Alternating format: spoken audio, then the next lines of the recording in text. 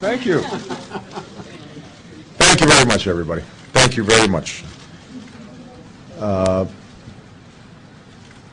This morning I woke up to more sobering news about the state of our economy. The 240,000 jobs lost in October marks the 10th consecutive month that our economy has shed jobs. In total, we've lost nearly 1.2 million jobs this year, and more than 10 million Americans are now unemployed. Tens of millions of families are struggling to figure out how to pay the bills and stay in their homes. Their stories are an urgent reminder that we are facing the greatest economic challenge of our lifetime, and we're going to have to act swiftly to resolve it. Now, the United States has only one government and one president at a time. And until January 20th of next year, that government is the current administration. I've spoken to President Bush. I appreciate his commitment to ensuring that his economic policy team keeps us fully informed as developments unfold. And I'm also thankful for his invitation to the White House. Immediately after I become president, I'm going to confront this economic crisis head on by taking all necessary steps to ease the credit crisis, help hardworking families, and restore growth and prosperity. This morning, I met with members of my Transition Economic Advisory Board, who are standing behind me alongside my Vice President-elect Joe Biden.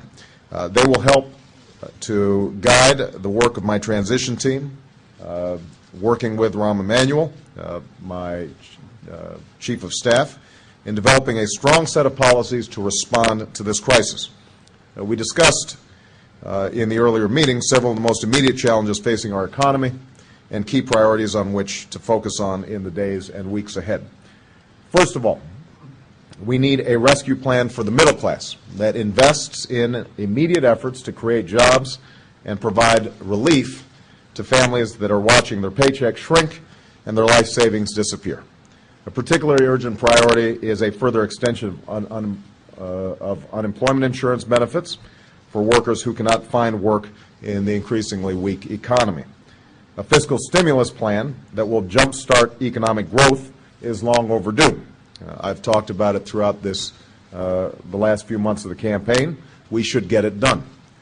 Second, we have to address the spreading impact of the financial crisis on the other sectors of our economy. Small businesses that are struggling to meet their payrolls and finance their holiday inventories, and state and municipal governments facing devastating budget cuts and tax increases.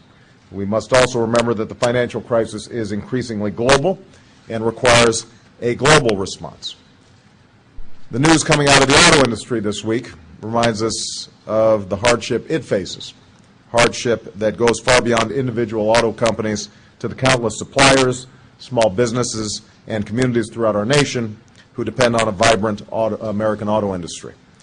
The auto industry is the backbone of American manufacturing and a critical part of our attempt to reduce our dependence on foreign oil. I would like to see the administration do everything it can to accelerate the retooling assistance that Congress has already enacted.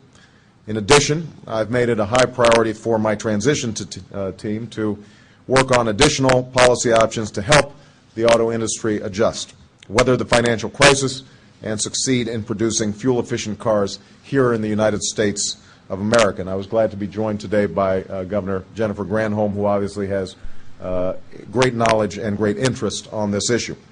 I've asked my team to explore what we can do under current law and whether additional legislation will be needed for this purpose. Third, we will review the implementation of this administration's financial program to ensure that the government's efforts are achieving their central goal of stabilizing financial markets while protecting taxpayers, helping homeowners, and not unduly rewarding the management of financial firms that are receiving government assistance. It is absolutely critical that the Treasury work closely with the FDIC, HUD, and other government agencies to use the substantial authority that they already have to help families avoid foreclosure and stay in their homes. Finally, as we monitor and address these immediate economic challenges, we will be moving forward in laying out a set of policies that will grow our middle class and strengthen our economy in the long term. We cannot afford to wait on moving forward on the key priorities that I identified during the campaign, including clean energy, health care, education, and tax relief for middle-class families. My transition team will be working on each of these priorities in the weeks ahead, and I intend to reconvene this advisory board to discuss the best ideas for responding to these immediate problems. Let me close by saying this. I do not underestimate the enormity of the task that lies ahead. We have taken some major action to date, and we will need further action during this transition and subsequent months. Some of the choices that we make are going to be difficult.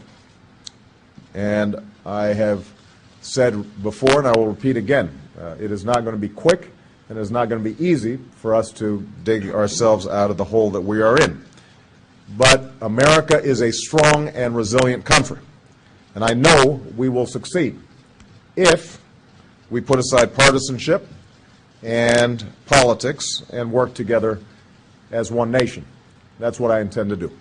With that, let me open it up for some questions, and I'm going to start right here with you, Nedra. Thank you, Mr. President-elect. I wonder what you think any president can accomplish during their first 100 days in office to turn the economy around. How far can you go, and what will be your priorities on day one? Well, I think that a new president can do an enormous amount to restore confidence, to move an agenda forward that speaks to the needs of the economy and the needs of middle-class families all across the country. I've outlined during the course of the campaign some critical issues that I intend to work on. We have a current financial crisis that is spilling out into the rest of the economy, and we have taken some action so far. More action is undoubtedly going to be needed. My transition team is going to be monitoring very closely what happens over the course of the next several months. The one thing I can say with certainty is that we are going to need to see a stimulus package passed, either before or after inauguration.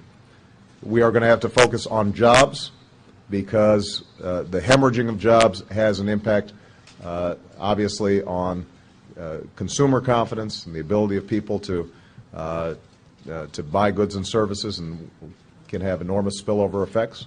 I think it's going to be very important for us to provide the kinds of assistance to state and local governments to make sure that they don't compound some of the problems that are already out there by having to initiate